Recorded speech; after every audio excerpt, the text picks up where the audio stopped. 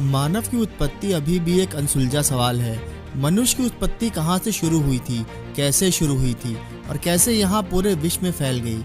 इसके आदि पूर्वज कौन थे, ये सवाल आपके और हमारे लिए बहुत मायने रखता है।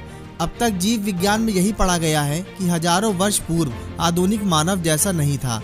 लाखों वर्ष में म्यूटेशन द्वारा शारीरिक परिवर्तन के साथ 2-4 पैर पर चलने वाले अन्य स्तनधारी जीवों से उसका विकास हुआ था। यूरोप के वैज्ञानिक मानते हैं कि पहला मनुष्य मात्र 3000 वर्ष पहले हुआ करता था। मनुष्य की पहले की प्रजाति को होमो हैबिलिस कहते हैं। पहले की मनुष्य की प्रजाति और नाम अलग अलग हैं। दुनिया का सबसे पहला इंसान यानी जो बंदरों जैसी दिखने वाली प्रजाति से संबंध रखता है, ऑस्ट्रेलोपैथिकस, जो कि बंदरों जैसा ही दिखता था और वो बहुत ही झुक के चला करता था। होमो हैबिलिस, होमो इरेक्टस, होमो निएंडरथल और पांचवा यानी आज का मनुष्य यानी होमो सैपियंस, ये पांचों इंसानों की प्रजाति है।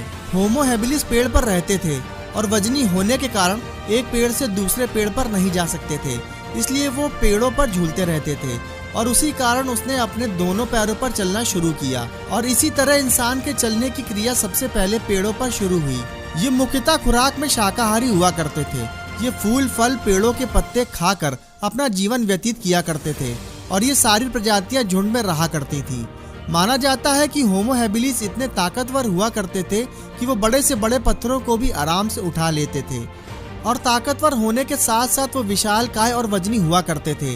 कहा जाता है कि जब ये उस टाइम पर जमीन पर चलते तो उनके पैरों के निशान इतने बड़े थे कि एक पैर के पंजे के निशान के अंदर आज के 5 आधुनिक इंसान उसमें आराम से खड़े हो सकते हैं और उनका शरीर पूरे बालों से ढका हुआ होता था, लेकिन इनके पास ज्यादा सूझबूझ और समझ का अभाव था।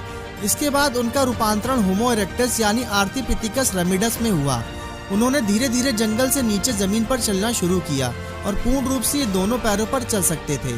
इन्होंने जंगलों में रहते हुए अपनी बस्ती बसाकर छोटी मोटी शिकार करना शुरू किया। जमीन पर रहने के साथ साथ इनको पता चला कि इन पत्थरों का इस्तेमाल करके उनका काम आसान हो सकता था, तो इन्होंने अपने शरीर के लिए पत्थर से नुकीले औजार और हथियार बनाना शुरू किया, जिसकी वजह से वो शिकार में अपने